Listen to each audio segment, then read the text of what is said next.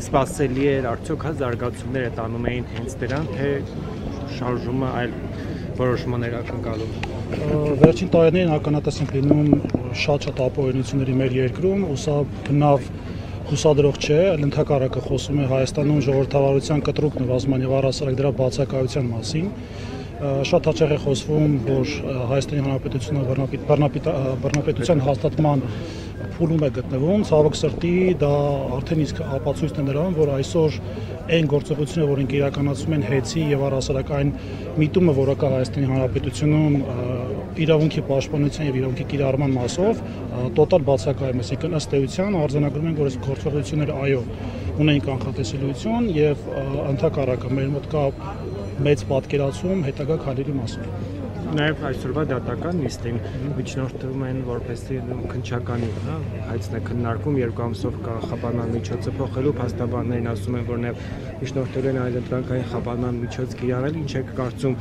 ինչպիսին կլինի դատարանի որոշումը հաշվի առնելով, որ օրինակ մշտապես հայտարարում է, որ քաղաքական անտարքյալ է Սամվել Կարապետյանը։ Չեմ կարող այս բան կոնկրետ նշել, թե ինչպիսի որոշում կլինի, չնայած սրանց առաջ որոշումներ, որոնք նույնպես չեն բխել իրավունքի դաշտից, բայց քանի որ կա ընթացող process, չեմ կարող կարծիք հատնել, քանի որ կարող է դիտարկվել որպես դատարանի վրա ճնշում։ Ինչ վերաբերվում է կոնկրետ մեծ շարժման համակարգող եւ ղեկավար Սամվել Կարապետյանի կալանավորմանը որպես փաստ, դա ուղղակի վառ ապացույց է, թե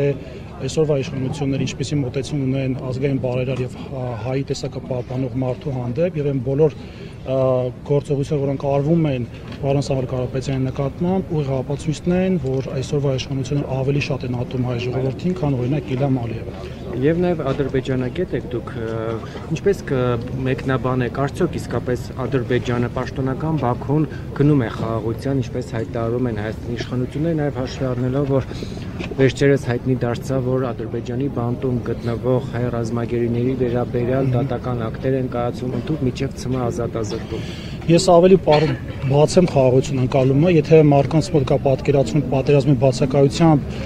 կարելի է փաստել եւ ֆիքսել խաղաղություն, դա այդպես չէ, խաղաղություն ինքը մեծ կոմպլեքս գործողությունների փաթեթ է, դրա մեջ ներառում է եւ տնտեսական հարաբերությունները, եւ ժողովուրդների